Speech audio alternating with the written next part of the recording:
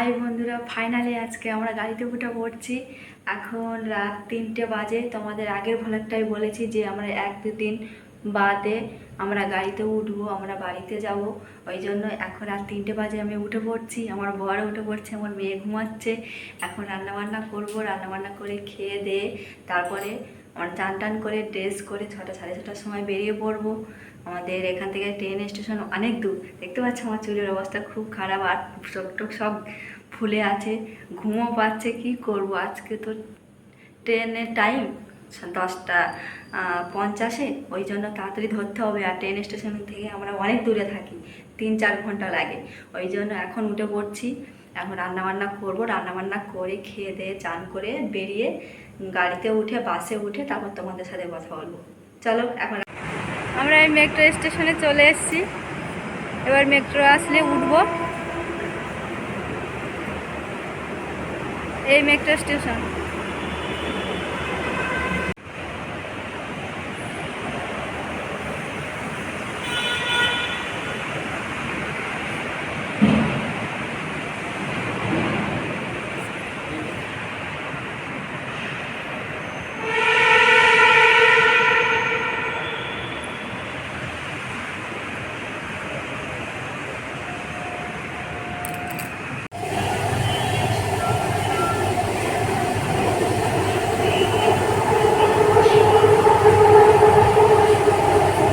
মেট্রোতে উঠে পড়েছি। তারপর আমরা 3 জন বসে রয়েছি। এত সকালে উঠেছি যে মেট্রোর ভিতরে কেউ নেই, শুধু একটা লোক ওই বসে আছে, দেখতে পাচ্ছ তোমরা।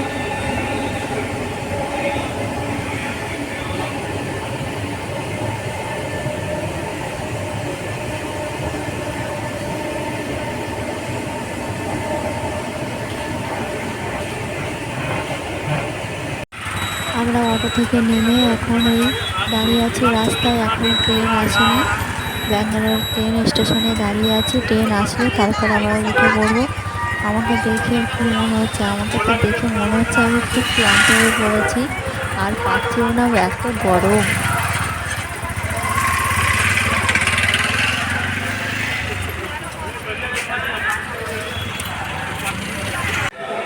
আমরা ট্রেন স্টেশনে চলে এসেছি, অনেকক্ষণও দাঁড়িয়ে আছি, ট্রেন এখনও আসেনি। ট্রেন আসতে এখনও 2 ঘন্টা বাকি আছে। তো এত গরম পড়েছে যে খুব ক্লান্ত হয়ে পড়েছি, ভালোও লাগছে না।